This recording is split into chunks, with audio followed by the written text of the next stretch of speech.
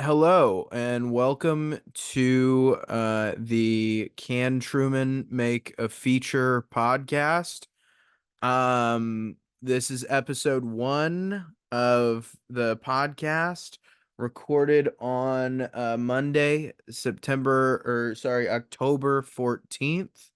The first date of shooting is going to be February 1st. So we have about 3 months and 2 weeks until shoot date. So definitely a race against time, but the goal of this podcast is to document everything that is happening from day one. Well, sadly, we already missed day one. That would have been when I started writing the script, and that seemed a little premature, but we're going to be going through everything that I do, every step I take, every move I make, and all that.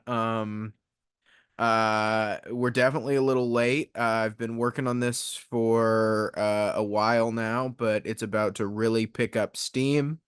And so I figured now would be a good time to get started on documenting everything. Hopefully this is the Gen Z or millennial version of Robert Rodriguez's book or Sidney Lumet's book about making movies.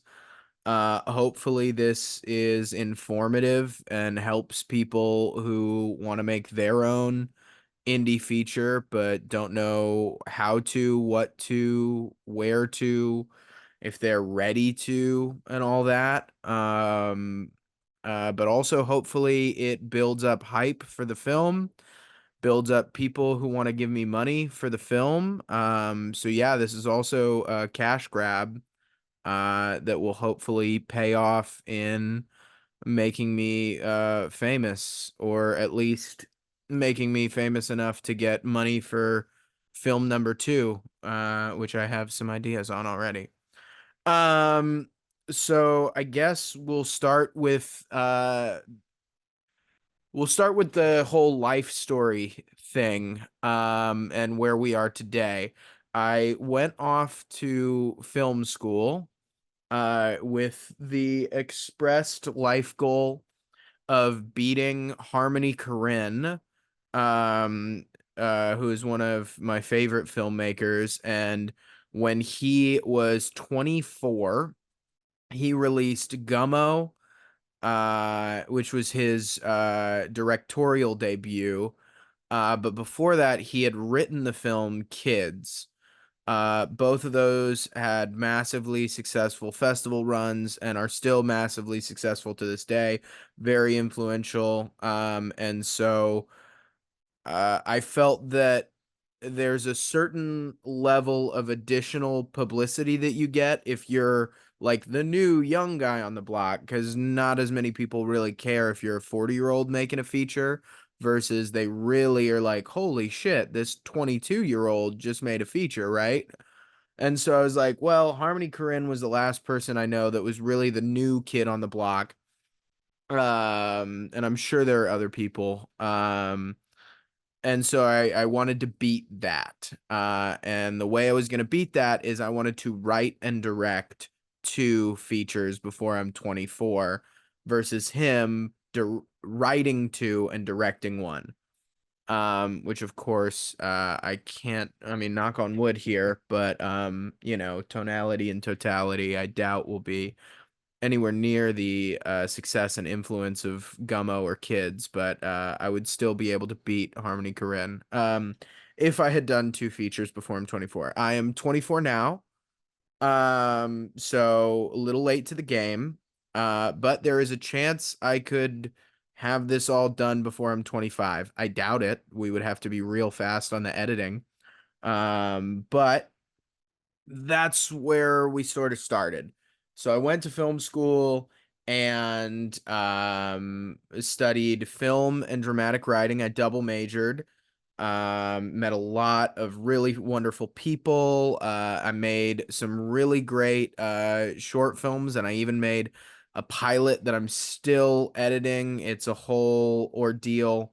but we're still in post-production on. I don't know where it's gonna live, but I wanted to use it just as a way of pitching it to other people to hopefully make more episodes, ideally for Adult Swim, but who knows? If anyone at Adult Swim's listening, I have a rough cut of a pilot that I would love to show you that you should give me money to make a whole bunch of episodes of.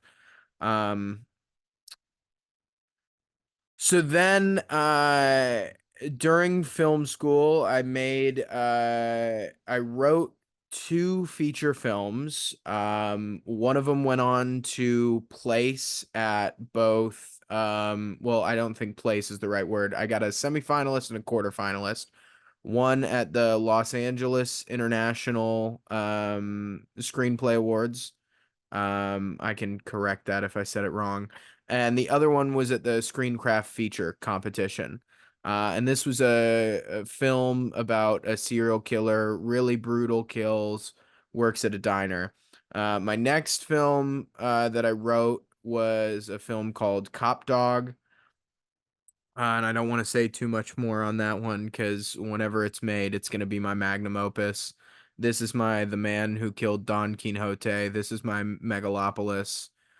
So hopefully Adam Driver is interested. Um, anyway, I was like, man, this is all great, but both of these movies that I've written, I can't film and make. So my only option with those two is that I send them out to festivals, get enough attention, and then someone wants to buy it for me. So I was like, what else is there to do but write a film that I can actually make as a feature? Because that's my fucking goal, to beat Harmony Korine, right? Back to what we were just talking about. So I sat down, and this was the last semester of my senior year. I sat down and I was like, okay, what's the lowest budget thing I could make? And I was just thinking about all, the indie filmmaking heroes who made movies on small budgets. And I was like, I don't know that I can do what they accomplished, but what I believe I can do is if I really nail down my scope, then I can achieve something. So the rule was as few characters as possible. This movie, Tonality and Totality, has, I believe, 6 characters, one of which was originally going to be my director's cameo, but I gave it away. We'll discuss that when we get into where we are.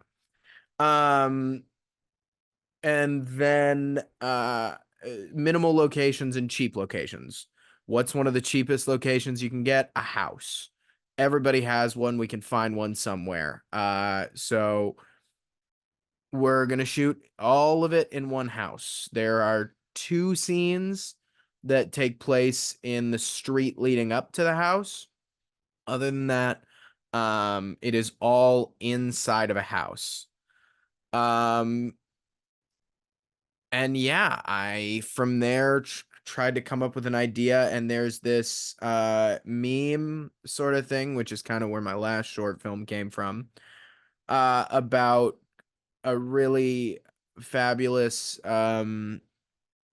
music website that has really good customer service, and I won't name names because maybe they'll sponsor me if they figure out that somebody's making a feature, because I need money to make this feature. Um, and so I took that meme and I decided to write a whole movie centered around it. I also used some small anecdotal stories from one of my friends and his struggles with his roommates and things like that. And anyway, the movie just flew from my fingertips. I wrote it faster than I think I've written any other feature I've worked on. Not that it was, in 2 weeks or something crazy like that. It still took, I want to say 2 months or so. But yeah, because I was finishing it while I was unemployed after graduation. Um, and so yeah, that takes us there. Now we have a script. And as I'm applying for jobs during graduation, my senior year of college at SCAD, trying to find something. I'm graduating into a writer's strike, and I just was not able to find a job in my industry at all. Um, I was sending out applications like crazy. Maybe I should have worked harder. Maybe I should have looked in different places. Who knows? But anecdotally, only one of the people I knew, well, now two people I know who graduated from SCAD are actively employed by a real company doing real film work. And so, I met a lot of people. I don't know what the fraction is, but two out of the many people I knew was a very threatening statistic of my particular graduating class. Um, so yeah, that really sucked. And having spent 4 years really trying to dedicate myself to the thing that I've loved since I was five, I always knew I wanted to be a writer or a director or an actor or just anything involved in film. And as I grew up, I realized that was particularly writing and directing. But yeah, it fucking sucked, man, to not have a job. So then I moved out to Atlanta, um, and got a job as a movie theater manager. My favorite job I had worked at up until that point, while I was in school, was movie theater usher, cleaning all the seats and the popcorn. Because what was cool is a lot of the times I'd just get to sit there and watch movies while I waited for the next theater to get ready. And I was like, fuck yeah, getting paid to sit there and watch movies is a dream for me. So I watched Top Gun Maverick probably like 6 times. Very fun movie to pop in and out of. By the way, those 6 times, I didn't watch it all in one go. I watched it in increments, waiting for the next movie to pop out. Similarly, I saw Minions 2: The Rise of Gru twice. Again, in increments, but every scene I had seen, I saw twice. Which no one talks about the fact that that's a period piece. The Minions are in the 70s. No one talks about that. Minions 2 is in the 70s. Why did they do that? So anyway, yeah, I moved to Atlanta, got this job as a movie theater manager, and I really liked it at first because again, I'm getting paid some of the most I've been paid. Which, still was somewhat on par to what I was making as a cook at a sandwich shop, making tips. Um, but yeah, I was making a lot of money. I was able to pay rent and buy concert tickets and all of these things. And I was like, fuck yeah, I'm, adulting. I hate that fucking word, but I was doing all the things, and everybody that was so worried about me getting a job after film school, I was proving them wrong that, I can fucking provide for myself and, do my own laundry and cook myself food and go to the grocery store when I needed groceries in the fridge. And so I was really, really happy with myself for the first 2 months or so. And then the fact that I was able to slack off and watch a movie on the clock started to become less of an exciting perk. And not to say that I did a bad job at my job. I think most of the people I worked with would have said I did a fabulous job. But there were slow days, during the busy days I wasn't sitting in movies.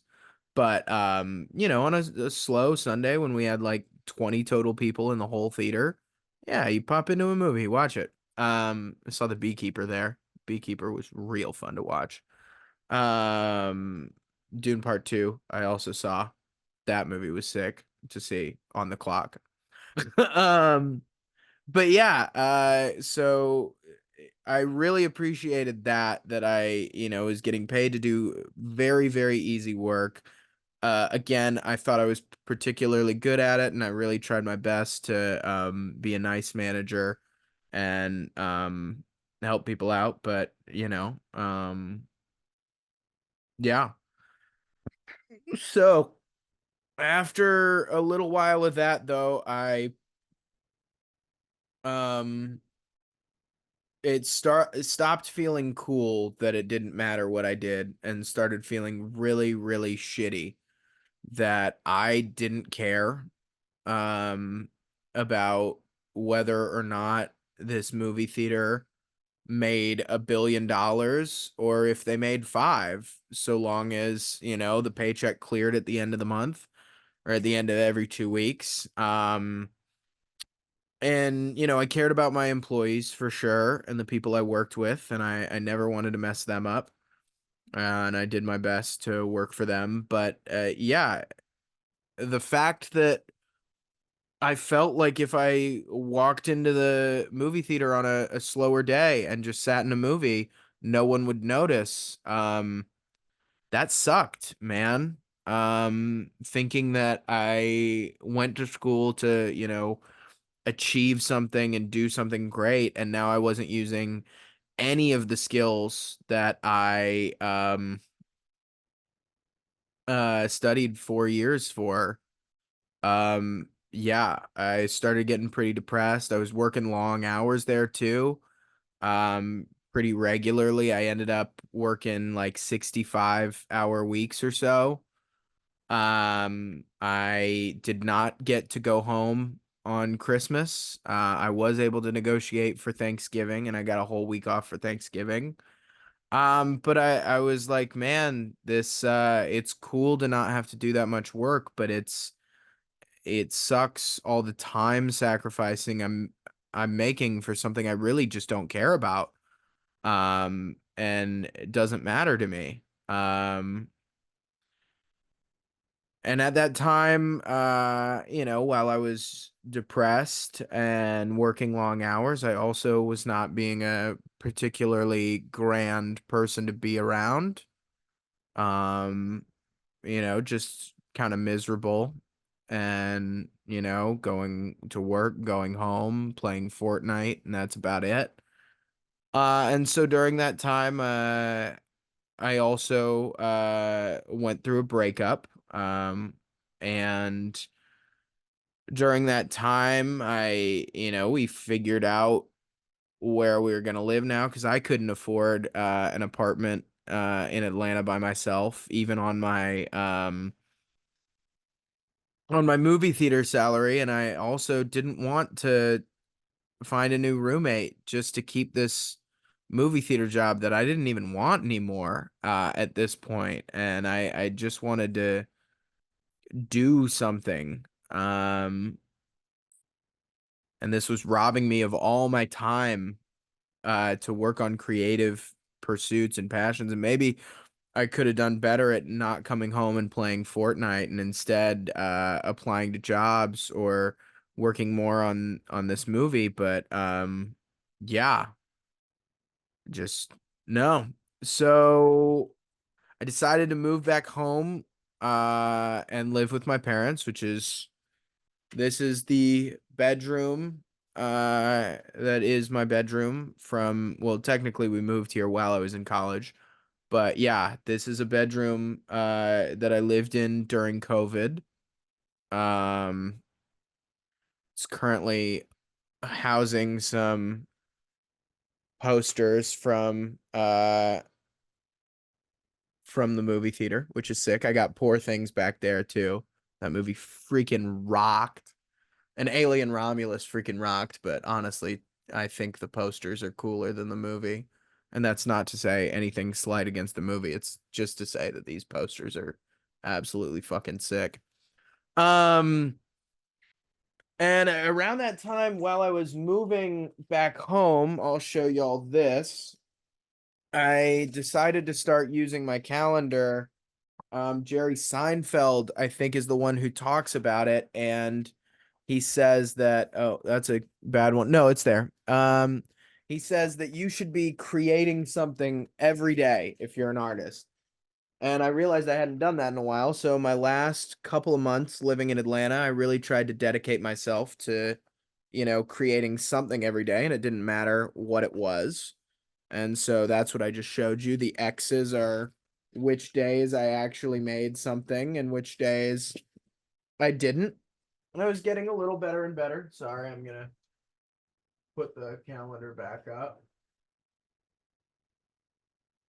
All right, it's up. Don't worry about it.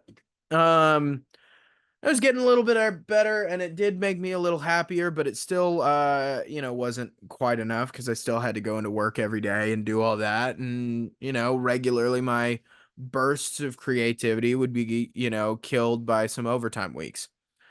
Um, and so anyway, now that I move back home, I tried to keep with that. And I went out looking for a job, trying to find something. And I knew that what I was going to do is dedicate myself to this movie, Tonality and Totality. So coming back around, sorry that we got wibbly wobbly onto the life story aspect of it, but I have this script. And while I was there, I was working on it a little bit. I had, had some things that we worked on, which I'll get into in here in a second. But basically like a pitch deck and, a pitch video and things like that I had made. Um, so I look around and I wanted to get a bartending job because I was bartending at the movie theater as well, and I really liked bartending, and I couldn't get a bartending job. I went to all these places and couldn't get a bartending job at Chili's. Chili's was the one that, I went there a couple times and they're like, yeah, awesome. I might call you tomorrow. And then they never did. And I came in a couple more times and then they were like, yeah, we got this young, attractive lady. I think we want her instead. And I was like, okay, fair. So yeah, that's one of the positions where it does defy the wage gap, I guess, is bartending. So good for all the lady bartenders, but it did suck for me not getting a bartending gig. But the price of the patriarchy or whatever, we're all living under it. um and so I did end up getting a job at a wing place where I was a server. And the last time I was a server was when I was at an off-brand Waffle House. So you can imagine the difficulties there. And that's when I wrote my screenplay about a serial killer, because I was so upset at all times. And you're never going to believe it, but getting another serving job made me very upset again. So I went back to therapy. I've only had one session so far. I had to cancel this week because I got gigs.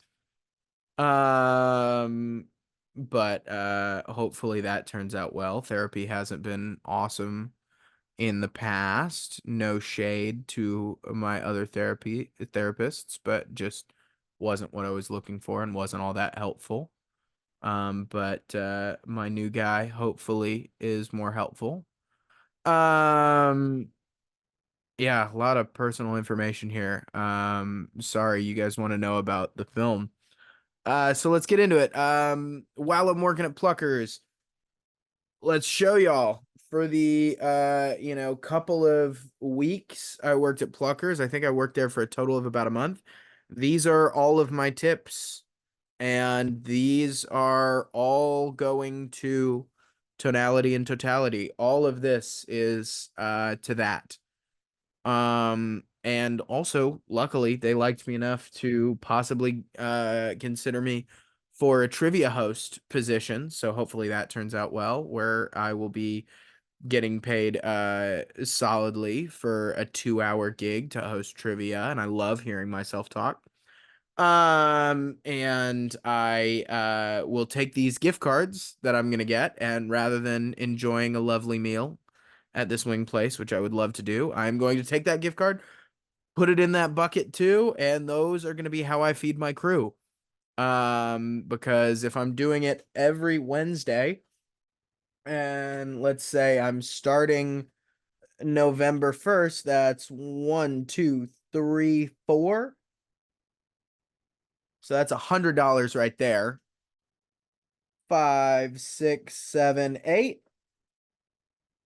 And then I guess four more after that. So that's $300 in Wing Place gift cards that I will use to hopefully that'll get you 3 meals during set.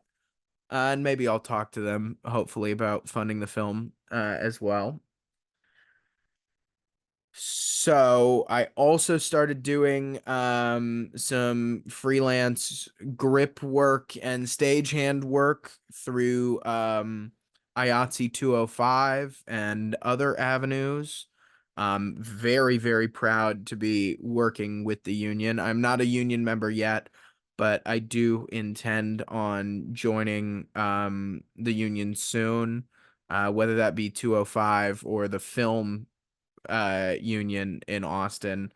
We'll see. I hope I transition to the film one, but I'm very, very appreciative of everything that 205 has done for me so far, and they've hooked me up with some great gigs that pay pretty well. And yeah, all of that money goes into the savings account for this movie. They say never make a movie on your own dollar, and yep. Hopefully I'm going to be doing just that. So estimated total with the cash in the plucker's tip jar and the savings account based on what I already had saved up before I left Atlanta from my movie theater job and working at Pluckers and doing all these other freelance things here and there. I'm also doing some photography here and there. Hopefully that picks up a little bit. I would say that right now I probably have about $5,000 ready to go just to pour it into this movie. We're going for broke on this one. This is the Hail Mary. So any savings is for this movie. I also asked for money for the movie for my birthday, and I want to ask for money for the movie for Christmas as well. But I was told that would be kind of a shitty thing to do because people want to, have something under the tree for you, which is fair. So I'm gonna ask for a couple of things and a lot of things of money for my movie, please. Um, but we'll see. I also, not that I expect anything at all from my family. I also think they might, when they see the crowdfunding campaign, just donate not as a gift, but just for the crowdfunding campaign. But we'll see. Who knows? Again, not that I expect anything from them, not that they owe me anything. Which I guess gets into the next point of all the favors I've been asking for. My parents are letting me live under their house rent free. I'm kind of looking after their house, doing some sort of groundskeeping things. Not much, mostly just checking the mailbox and, keeping it clean for them when they get back. Because they've been going on a lot of trips. And I've been doing some small things for my dad and his business, making little videos for social media and stuff for him. Um, and so I'm super thankful that they have let me live here, which leads into the reason why we're shooting on February 1st is ever since I got home in July, and again now it's October 14th. I have been talking about this movie, talking about this movie. This is the thing that I'm gonna do. Mom and Dad, I hope you don't mind, but I'm gonna live in this house until I make this movie. All I want to do now that I moved to Austin is make this movie. I don't care about jobs. I don't care about anything. I'm gonna live and be a bum until I make this movie. I don't care what I gotta do. I gotta make this movie. I hope that drives the point across. And sure enough, my mom's asking me one day. She still hasn't read the script yet. I just sent it to her recently. I typically send my script in bursts to people. And mom's my spell check burst. She's not my smell check burst. Even though, fun fact, I have a terrible sense of smell. Um, and she doesn't. So sometimes when she comes into my room, she says it smells awful in here. Not really. She's not. Anyway, tangents. Um, so I'm chatting with my mom about where it takes place again. She's heard the spiel, and then she goes, "Hey, we have this rental house, of course, that I knew about, which is where I shot one of my first short films, Surprise, which is up on YouTube if you want to check it out. I filmed that in junior year of high school, at the old house that we used to live at, and when we moved out, we made it a rental property. Um, and so anyway, they were like, "Yeah, our tenants are moving out on January 31st.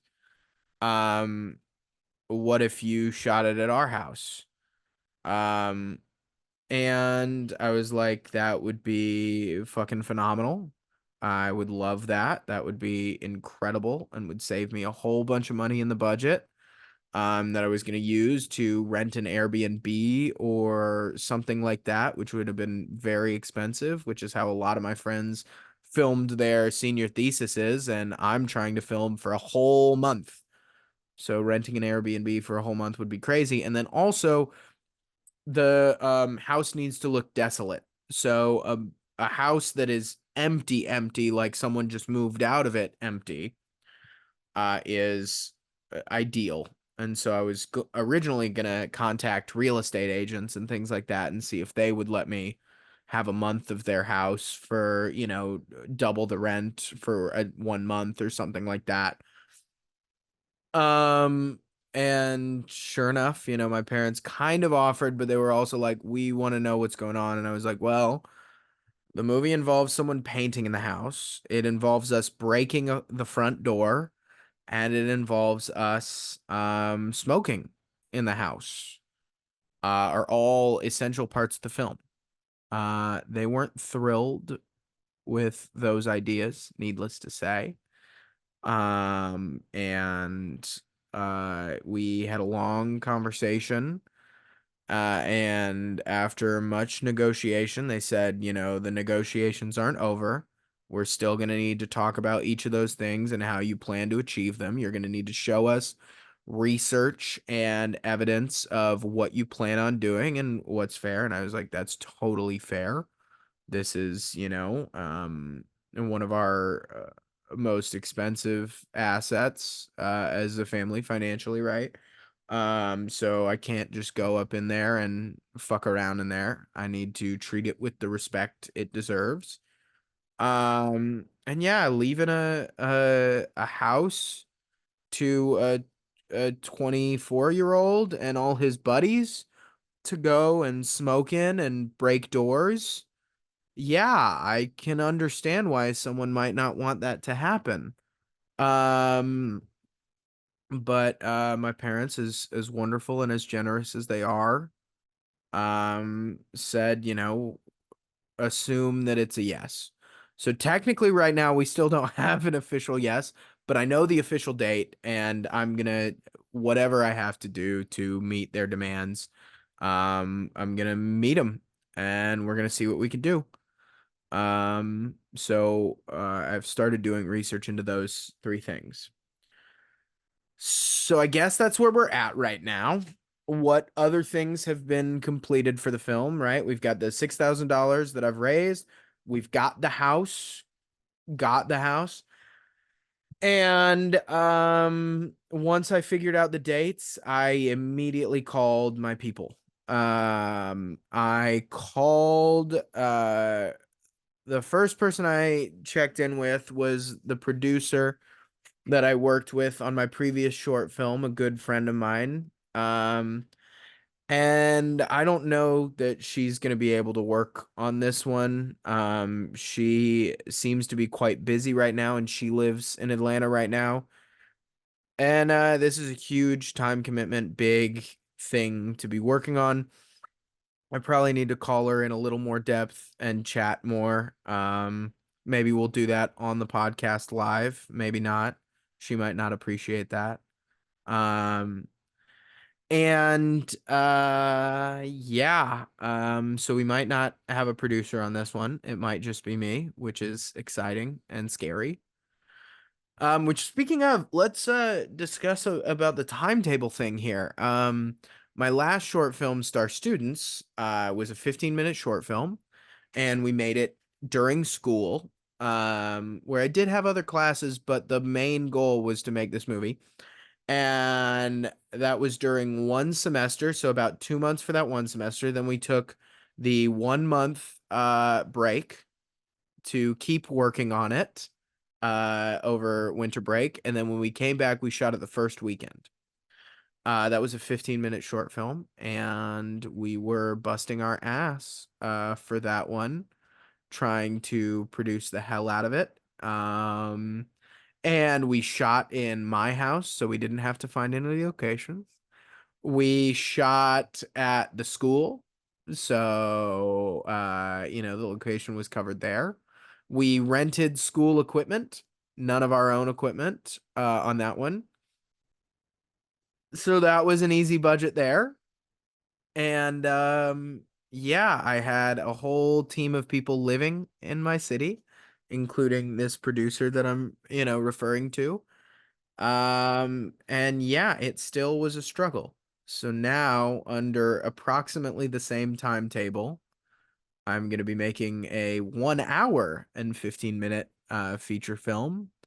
And rather than raising, I think the end number of what we raised at Star Students was $5,000.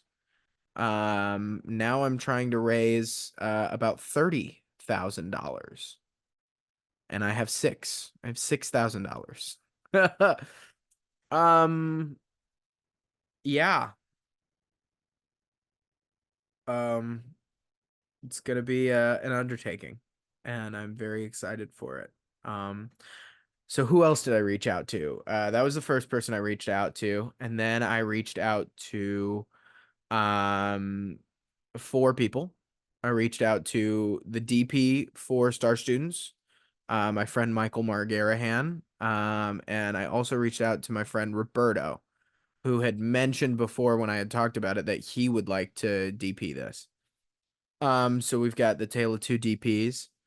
Um, Roberto lives in New York right now, and he's been doing a fabulous job getting grip stuff. He actually is the person who hooked me up with the IATSE Local 205 stuff and helped me get that going. He's been a good friend of mine. We made a podcast together over COVID to both reconnect with each other and watch movies.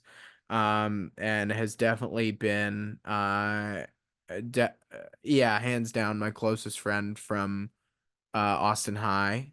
Um, and the person I keep in contact with the most. And he just started doing DP. He worked on a short film with another friend of mine from Austin High School, called American Therapy, which I've seen a couple cuts of, and it's very, very good. It looks very, very good as well. So I'm very impressed with Roberto on his first real big DP gig on a short film, which they raised, I believe, $10,000 for that. So very impressive there as well. Um, so nothing but singing Roberto's praises on that one. And then he also sent me a music video, which I still haven't texted him back that I enjoyed the music video. And all but it was also shot extremely well. The one negative to all that, he also said he's gonna, willing to work for peanuts or free or what have you. His parents live in Austin, so he has a place to stay. I wouldn't have to worry about any of those things. He's already good for that. But he's only done 2 short films. Well, a short film and a music video so far in recent times as reel worthy stuff, and they both look fabulous. I want to stress that they both look fabulous. But this is my feature that I'm about to sync about $10,000 of my own personal money into it. This is my go for broke. And so it is worrisome to put the DP role into the hands of that person, but I know Roberto and I know he'd do a fabulous job. I know he's incredibly talented and he will rise to the occasion. However, the other option, and either way, I couldn't betray either of these two guys by not telling them about this movie and offering them the position. Michael McGarrahan, on the other hand, is kind of the opposite of Roberto, not in the way that he's not my friend. He is my friend. Very, very nice guy. The sweetest. He has been DPing at a high professional level since he was in high school. He and his crew are fucking thick as thieves, tight as hell, and they can make anything look incredible. I've seen them work under tight timetables, just whipping shit into gear. They have experience with every camera, they have experience with every piece of equipment, and these guys just are the best of the best that I've met. Being on a bunch of sets at SCAD and all that.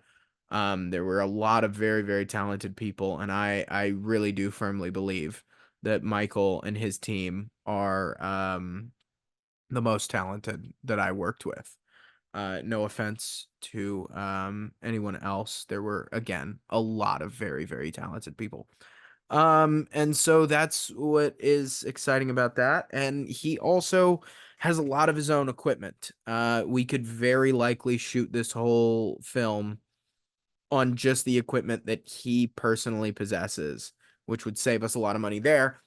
However, I don't know where he's living. He's been it seems like he's been traveling across the country just shooting a bunch of shit, which is so awesome and I can't wait to catch up with him. I've caught up with Roberto about 2 times so far in regards to this movie and in regards to what he's working on, and he's doing very, very well, and I'm very proud to know him and call him my friend.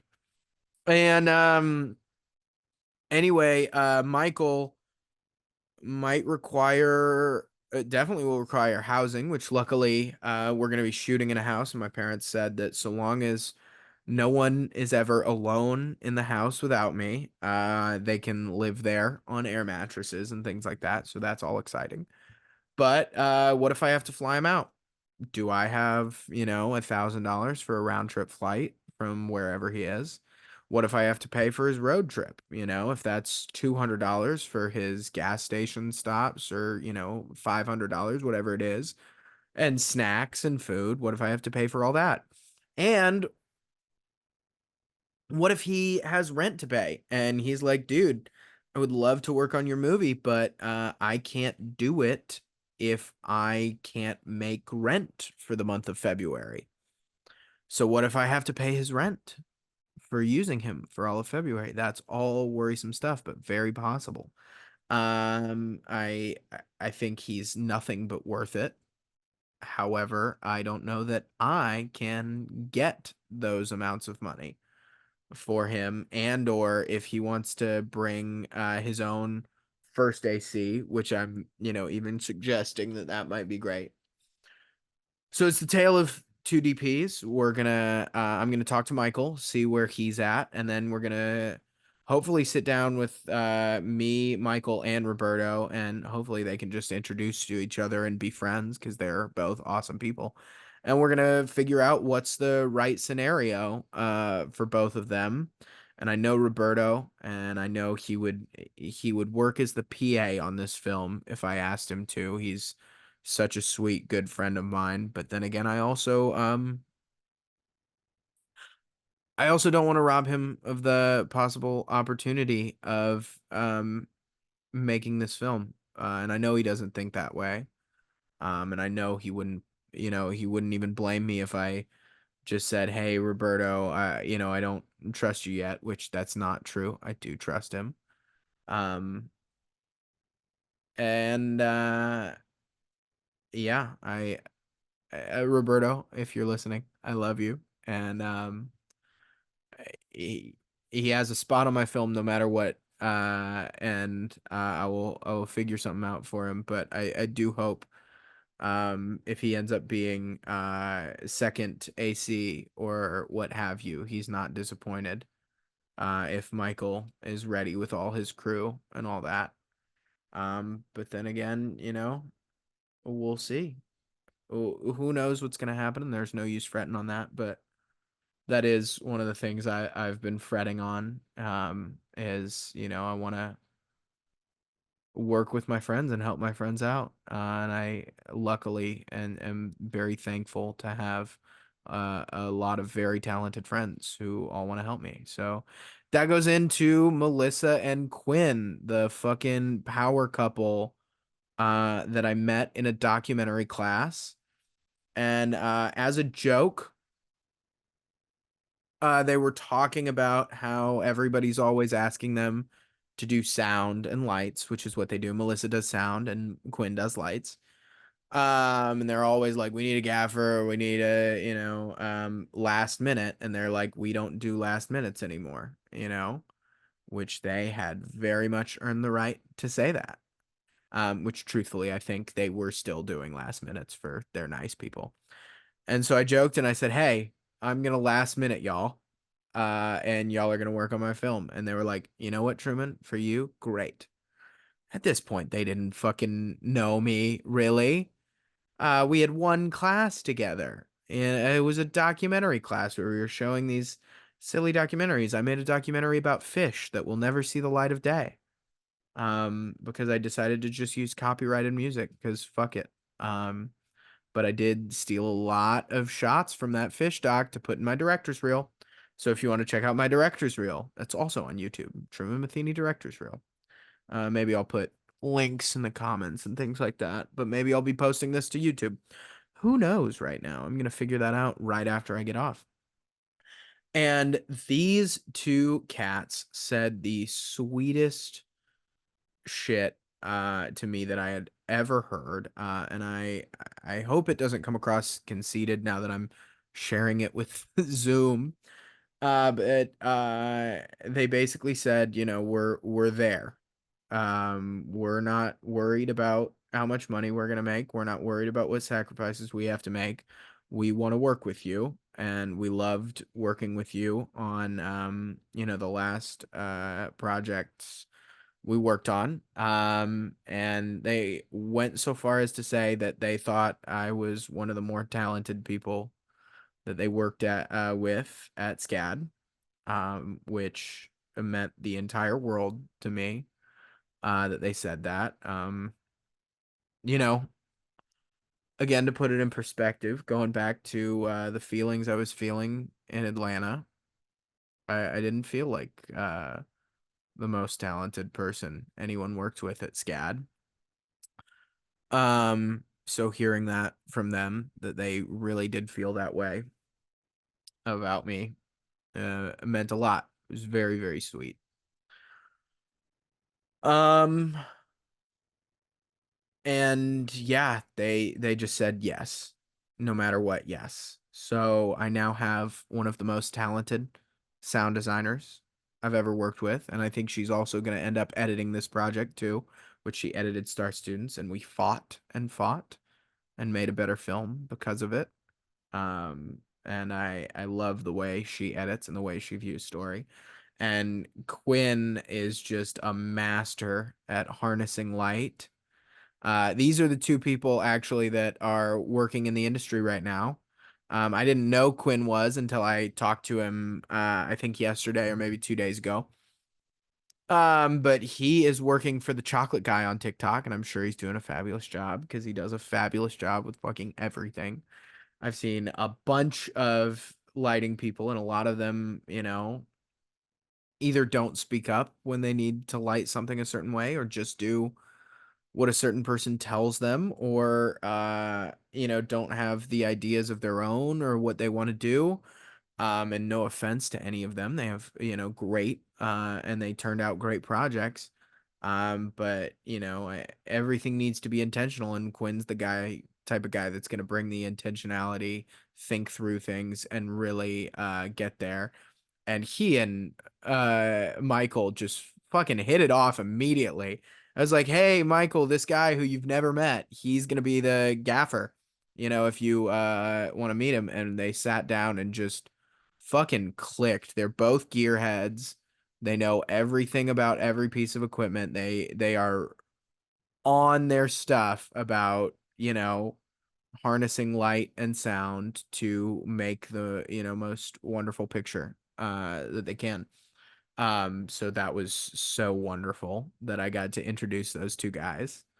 And yeah, now I've got two extremely talented people that are locked in dead to rights on, and I hope I get to pay them. I really, really want to make enough money during crowdfunding to pay these people because they deserve it.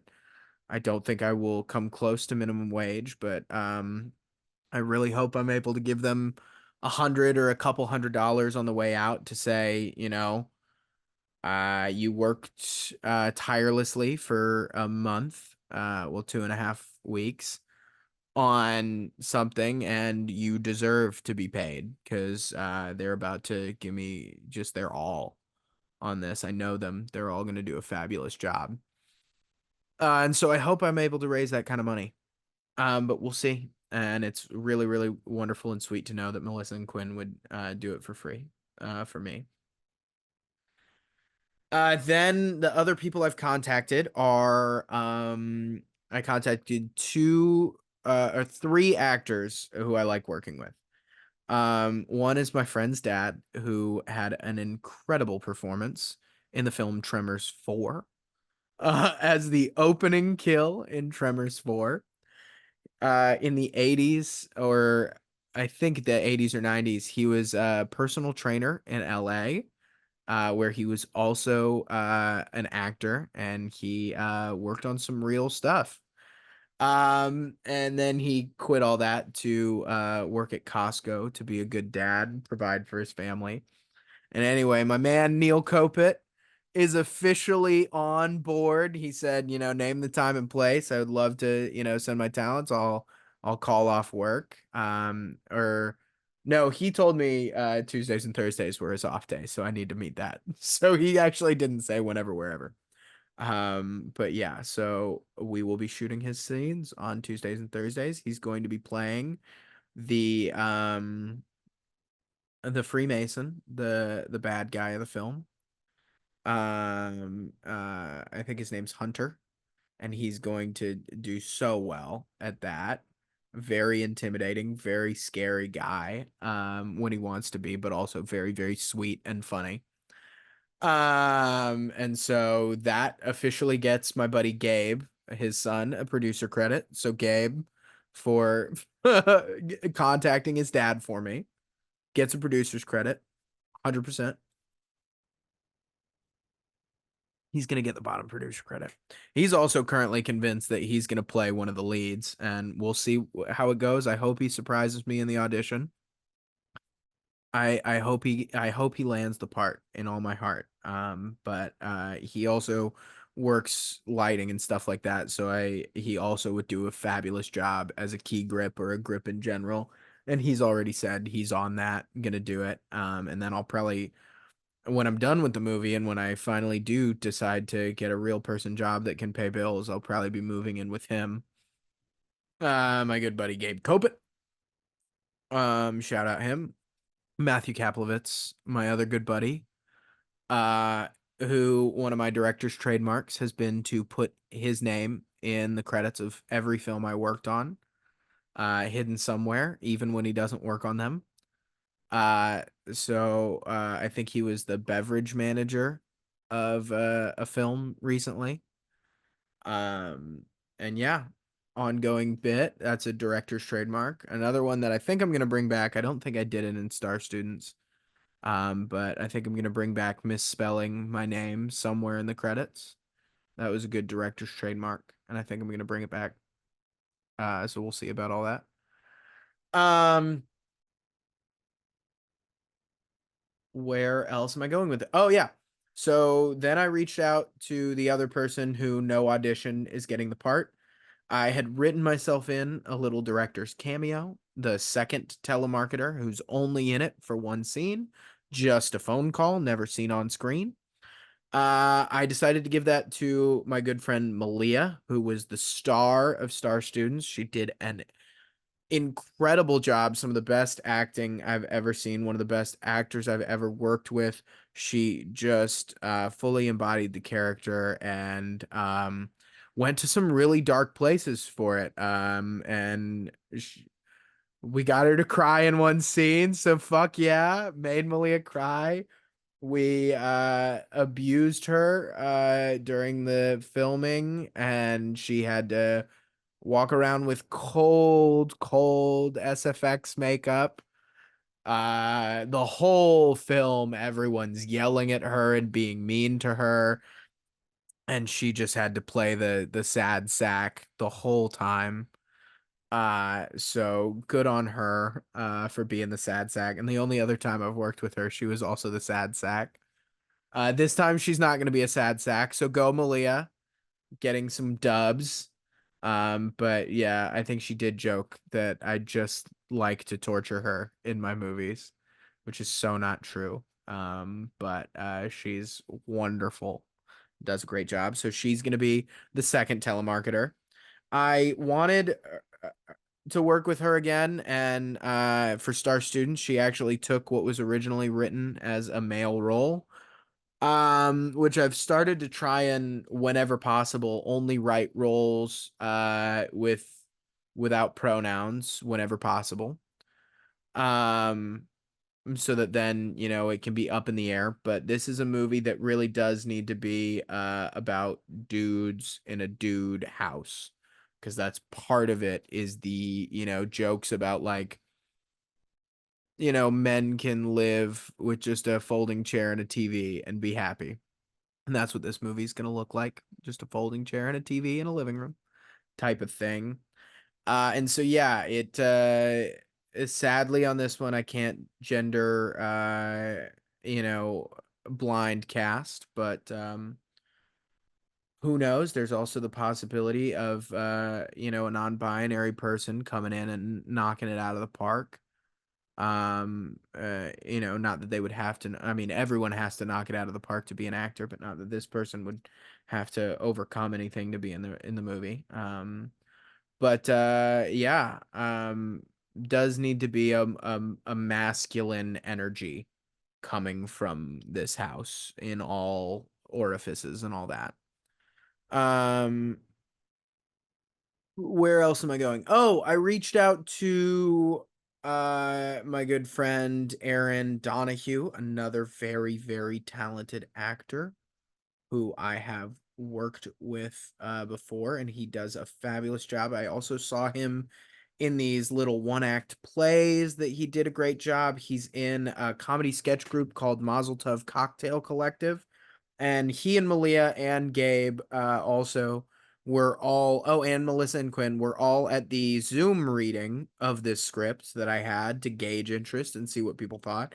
And he actually played the role that he's going to audition for. I am going to have him audition for this one. I do want to see what all's around, because this is the second lead. So this is a big one, but I have nothing but faith that he can do it.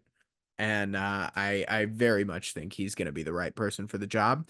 But I am open to seeing other people, and I do really want to make sure that, for this particular role, I've got the right person for the job. But I probably shouldn't be saying this too much, but I did write this role with him in mind a little bit. Just a little bit. Just a little bit. And so anyway, he and I talked, and he was super pumped to audition for this one. He's currently working on his own short film, as well as still doing some Mazel Tov Cocktail Collective stuff, which is fabulous. I worked on Fantasy Dog Show and had a great time on set. It was an absolute blast on set. And my favorite of their skits, and I've said this a couple times, is Car Guy. So definitely check out Car Guy. Very, very, very funny. Um, but yeah, this Fantasy Dog Show one turned out very well, and his new film Bystanders is gonna be fucking fabulous too. I'm very excited about that. And he also raised, I think, about $10,000 on his Seed and Spark campaign. And I chatted with him, and I'm also going to chat with Roberto. I got some weird information on Seed and Spark, so we'll see how that goes about me maybe working with Seed and Spark. But yeah, so we'll see about that. But right now, I am leaning towards Seed and Spark. They say that they boast, an 89% rate or a 79% rate of people getting the funding they're looking for. They have a lot of resources on the website. I've used Indiegogo before and I liked Indiegogo. I never used Kickstarter before, but I heard great things about Kickstarter. And truthfully, I've always been very, yeah, I guess we'll move into the funding next. Um, I we I have never liked the idea of crowdfunding, especially for student films, because I feel as though it's essentially setting up a whole website to masquerade that you're really just asking your friends and family for money when you could just text them directly and go, "Hey, here's my Venmo. Please, I need money to make this movie." Um, so what I always tried to do was do fundraisers for my short films. We did a car wash, we did a bake sale, we did a hot dog eating contest, and truthfully, some of those were super lucrative. The car wash was amazing and super fun. We were all sitting out in the porch drinking beers and washing cars, and everybody was wearing bikinis or swimsuits, so that was fun too. I was wearing my skimpiest little outfit and having a blast strutting my stuff on these cars. Um and yeah, that one raised a lot of money. And then also was the most fun. We all just had a blast those 2 days that we were car washing. So maybe I'll do it again here. I don't know that my buddies Gabe, me, and Matthew are gonna raise as much money washing cars, or we really have a great place to wash cars. But we'll see. Who knows? The world's our oyster. Um, So I have used Indiegogo before, and I we didn't raise the majority of our money from Indiegogo. We raised the majority of our money through the fundraisers, through our own personal bank accounts, and a little bit, I'd say probably a third of it was the fundraisers, a third of it was asking people directly for money, specifically friends and family, and the last third was through the Indiegogo. Um, so yeah, if that gives you an idea of what we did. And I also think that doing the fundraisers and stuff at least shows people that you're not just putting up a little website and going, "Hey, please give me money because I put up a website," you know. However, this time around, I'm dealing with a lot of money, $30,000, and I hope to again raise about a third of that total budget through crowdfunding campaign. I'm hoping that my personal bank account lends about $10,000. I'm hoping that I can ask friends and family and or do fundraisers for about 10,000, and then the other 10,000 will come from crowdfunding. Hopefully, again, we'll see. And end of this month, I'm going to be going to Austin Film Festival. I'm going to be chaperoning a high school film field trip for my old high school film program. So I'm very, very excited for that. And I have nothing but thanks to Gallagher for hooking me up with that gig. I really appreciate it. He's also a very talented filmmaker. He made a film called Good Night that premiered at South by, I believe, and is a fabulous kind of mumblecore, slice of life type of movie about well, I don't know that I should give it away. But it also takes place in one house, so he's going to be very, very helpful in his advice on living in the house that you're filming at. He said that that film was very, very difficult and a lot of work. Um, so yeah, he's a huge helpful inspiration, my mentor as well.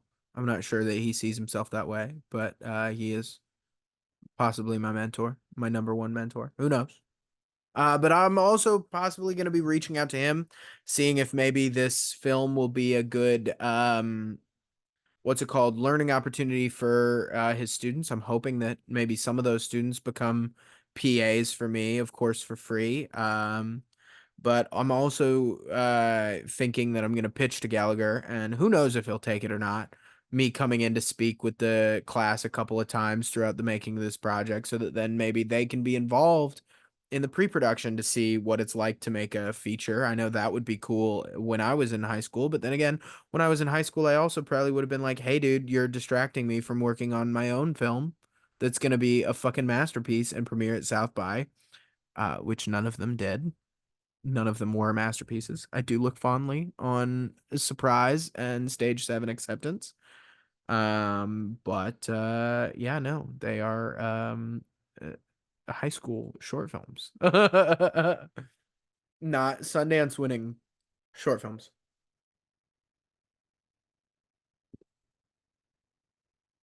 So, yeah, I'm gonna be going there and I'm gonna be pretending I'm a super big shot and telling people to donate to my Seed and Spark there and or sucking up to people with real money who like you know letting people take their real money to make movies with.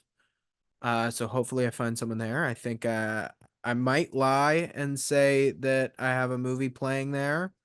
But then again, I also have, the credits of the Los Angeles Screenplay Awards and the Screencraft Feature competition. So I might just say that and say that, I'm also going around festivals to festivals to, find collaborators and stuff like that. But also, worst case scenario, I go there and I get to see a whole bunch of cool ass fucking films for free. I love Austin Film Festival, and I hope Tonality and Totality plays at Austin Film Festival, and this is the hat that they gave me when I was in high school, and they gave me a free fucking ticket. They're badass, dude. Austin Film Festival, the Writers Festival, they're badass, and I hope that they will feature Tonality and Totality when it's finished. But who knows? We will see. I will maybe I'll meet the guy in charge of screening films. So yeah, and then also I started working a little bit more on my social media presence. I've been doing these film reviews, more of, movie recommendations, to help people out, or not to help people out, to help my audience grow, and also to talk about the thing that I love, which is all the movies that I know. And I've seen a lot of movies. A number of them are good. But I think of myself probably as a film buff first and a filmmaker second, but who knows? So yeah, I think that basically catches everyone up to where we're at. Sorry that this one's the long episode. I'm hoping that from now on all the episodes are going to be 30 minutes or less. But then to fill you in, I'm going to show you my to-do list. We're gonna screen share that. So I realized that my IMDb right here is looking pretty dismal. And so I'm probably gonna have to go back and fix my IMDb. I think this is my nope. That's my to-do list. I'm gonna have to make a new list of people to reach out to or for money, such as local businesses that might feature their products, which is what I clicked on earlier. This is the one for Atlanta. And these are all the guitar pedal companies and retailers that I was going to reach out to see if they wanted to sponsor the film and put product placement in there. Then I'm gonna reach out to my buddy Jacob, who lived in my house for a while. He is a very talented musician, and he might work on the music for this for a little bit. We'll see. I need to start brainstorming fundraisers, and I need to make a finish my Seed and Spark or Kickstarter, what have you, which, just to show you my drafts on this one, look forward to possibly, paying $15 for us to scream your name into the void. I really hope that Seed and Spark lets me keep that one, but we've got a whole bunch of this ones. We're thinking about selling feet pics. We're thinking about making shirts. I would love, love, love to make shirts for everyone on the crew, but that depends on if we can make enough money. All depends on the money. All depends on the money. I would love to do everything for my crew, but we'll see. This is me wearing a silly little shirt on set. I like to wear silly little shirts on set. I think it makes me more approachable, but it also just adds a overall vibe to set. And we're gonna make a signed DVD, all this stuff. I'm gonna make a TikTok.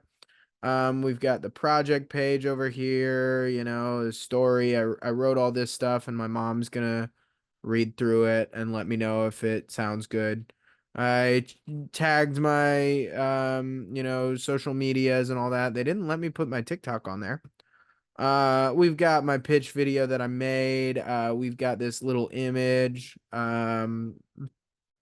We've got some campaign information. This is what I've been working on, and what after I finish this, I'll probably keep working on.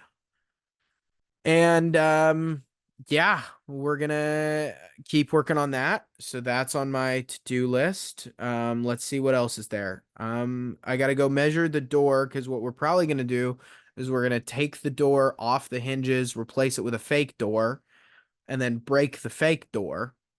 And then also maybe we're gonna find some grants or competitions to apply to. So that'll be important. So all of that is my to-do list for the film, and we're gonna keep working on this. And one of those things should have been to work on this. And I'm also gonna probably do an abridged version of this on TikTok as we go. One of those maybe will catch on to a couple of people, hopefully. And yeah. So next week, hopefully I'll have done all of that. Probably won't. But my main goal right now is to finish the Seed and Spark page, and talk to Michael this week. So maybe I'll video myself calling Michael, and y'all get to see that next week. And yeah, so best of luck for the next 3 months and 2 weeks. Um, please wish me luck. Please consider donating to the campaign when it comes around. And if you have any questions or things you want me to address, my email is truman.matheny@gmail.com. truman.matheny@gmail.com. Email me if there's something you want me to address in the next episode of this. Thank you to anyone who has tuned in and stuck around to listen to all this so far. I hope this is informative, and I hope it makes you excited about the film. And oh, I don't know that I've covered this, but yeah, throughout the rest of these episodes, I'm gonna spoil the movie. So if I were you, I would just not keep watching any of these, because I like to go into movies blind, but I also know that that's not what most people do these days. So hopefully you attach to the story, and watching what it's going to be like. If I make one of these a week, it's going to be like, I don't know, 120 hours of other content before the real content. Shit, man, if that's the way we watch content these days, fuck yeah, dude. But yeah, uh, signing out, man.